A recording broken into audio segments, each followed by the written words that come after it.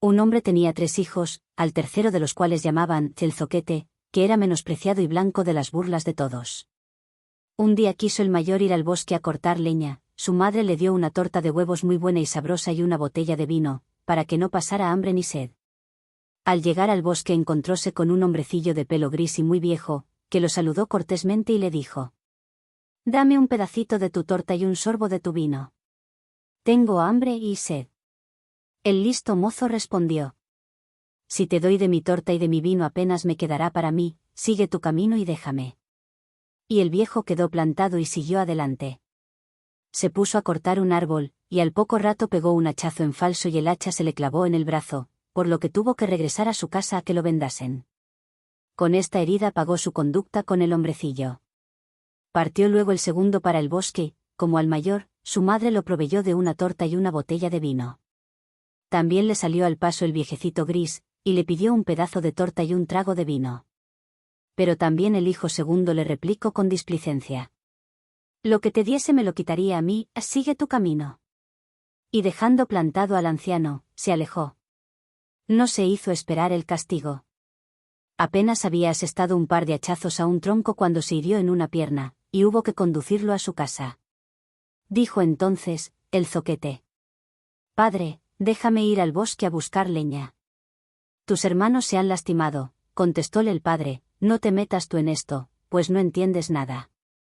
Pero el chico insistió tanto que, al fin, le dijo su padre: «Vete, pues, si te empeñas, a fuerza de golpes ganarás experiencia». Diole la madre una torta amasada con agua y cocida en las cenizas, y una botella de cerveza agria.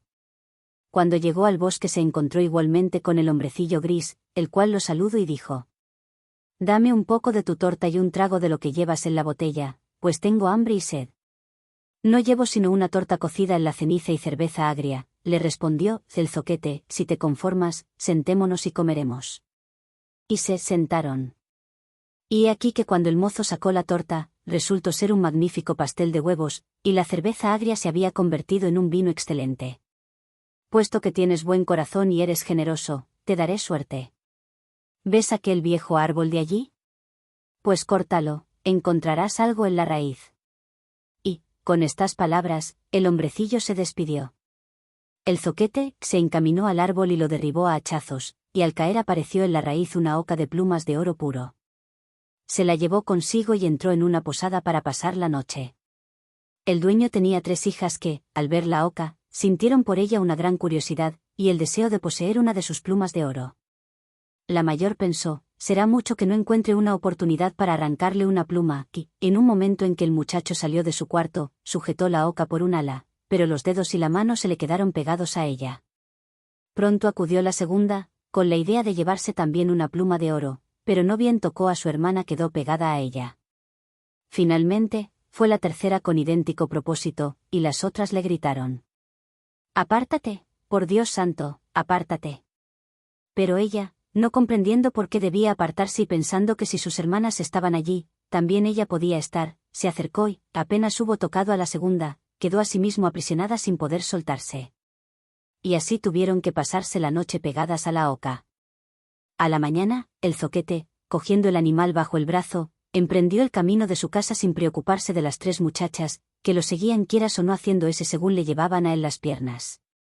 En medio del campo se encontraron con el señor cura quien, al ver la comitiva, dijo: «¿No os da vergüenza, descaradas, correr de este modo tras este joven en despoblado?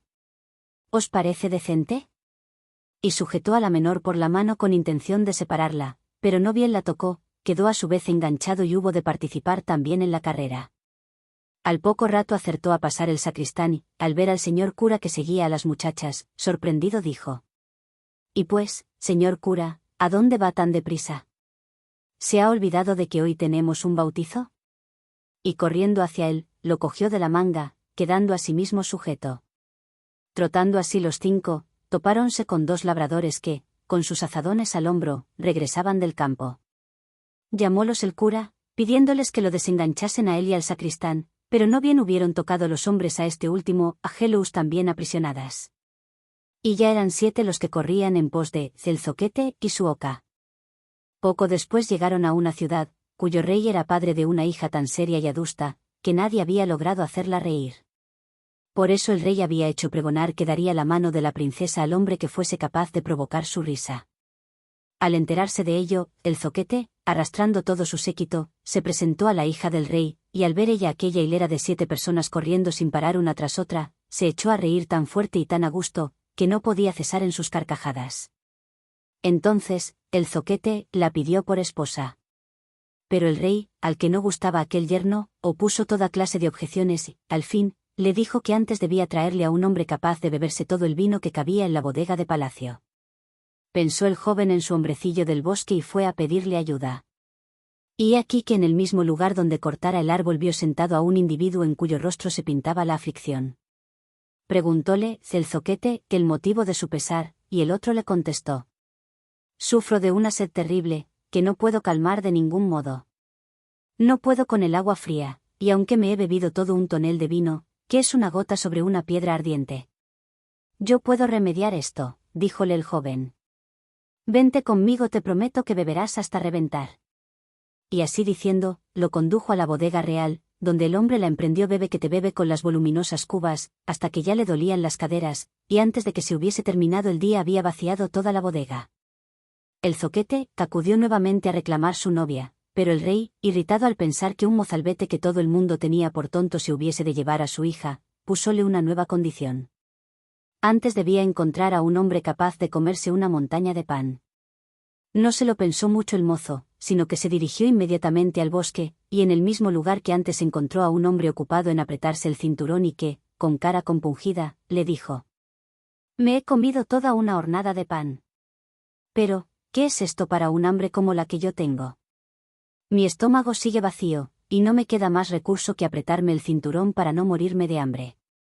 Díjole, el zoquete, muy contento: vente conmigo y te vas a hartar. Y lo llevó a la corte del rey, el cual había mandado reunir toda la harina del reino y cocer con ella una enorme montaña de pan. El hombre del bosque se situó enfrente de ella, empezó a comer y, al ponerse el sol, aquella enorme mole había desaparecido. Por tercera vez reclamó, el zoquete, a la princesa, pero el rey, buscando todavía dilaciones, le exigió que le trajera un barco capaz de ir por tierra y por agua. En cuanto llegues navegando en él, díjole, mi hija será tu esposa. Nuevamente se encaminó el muchacho al bosque, donde lo guardaba el viejo hombrecillo gris con quien repartiera su torta, que le dijo: para ti he comido y bebido, y ahora te daré el barco. Todo eso lo hago porque fuiste compasivo conmigo. Y le dio el barco que iba por tierra y por agua, y cuando el rey lo vio, ya no pudo seguir negándose a entregarle a su hija. Celebróse la boda. A la muerte del rey, el zoquete heredó la corona, y durante largos años vivió feliz con su esposa.